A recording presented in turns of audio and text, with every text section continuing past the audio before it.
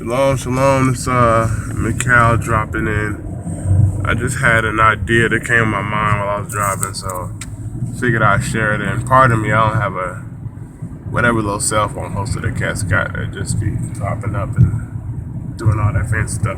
I don't got that, so I got a whole phone. Just hold it and drop.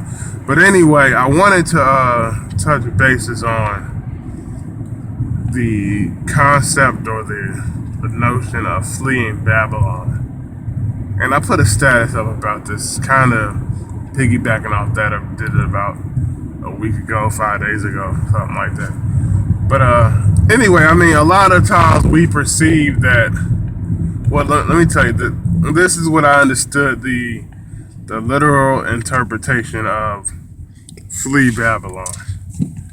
From my understanding and from what the book will kind of tell you in Revelations and whatnot, it's supposed to be a lot of stuff that goes down, and when that stuff goes down, we're supposed to hear a voice that's like, hey, get out of Babylon, and usually that's around the time that a bunch of stuff's going down, and when you look at it, the stuff that's going down, you would think that, man, we don't even need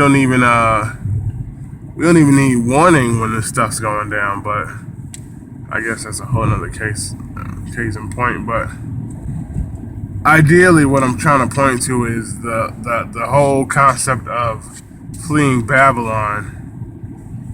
We gotta kind of reconceptualize it, rethink it, because first of all, I mean, we should already know this. Babylon is not one particular place or one thing in and of itself. It's an establishment. It's a multitude of aspects. So to flee a multitude of aspects would be ideally kind of, in a sense, starting your life over. And part of what Babylon is, I shared this in the status, is it means confusion. Like the word Babel, it's not a Babylon. There's no O-N. There's no Y-O-N in the Hebrew word of Babylon. It's just Babel, which is just confusion, like the Tower of Confusion in Genesis. So like I said on the status, it's saying literally flee confusion. And when you conceptualize confusion from an antiquity standpoint or a Hebraic standpoint, a lot of what we do is confusion. And here's an example, which is it's pretty funny, but it's just true. I mean, this is what we deal with. So we all know that, like, according to the English Levitical food laws, chicken is clean.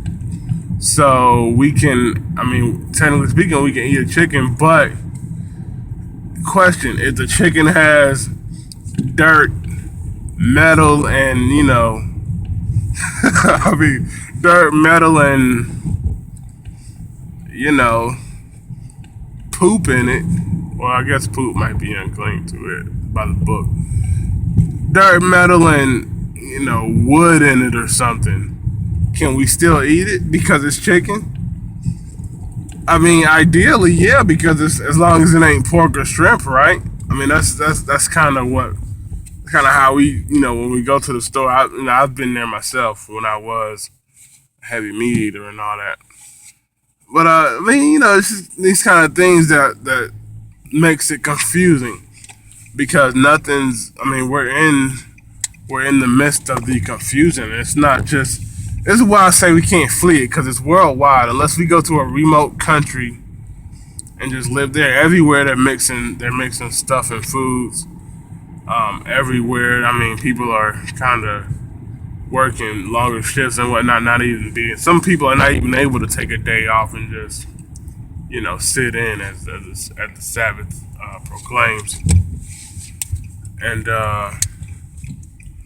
yeah, that's kind of what I wanted to touch on. It's a little short introduction on it, I guess. But fleeing Babylon is more about getting your whole life straight. It's not about, okay, you're just going to leave America and go live in Africa, and you're going to pick up a 9 to 5, and you're going just eat chicken dinners over there every day and everything gonna be cool. That's not the case. Fleeing Babylon is renewing your mind, be renewed by your mind, as they say. But that's all I wanted to share. I just wanted to get this piece out.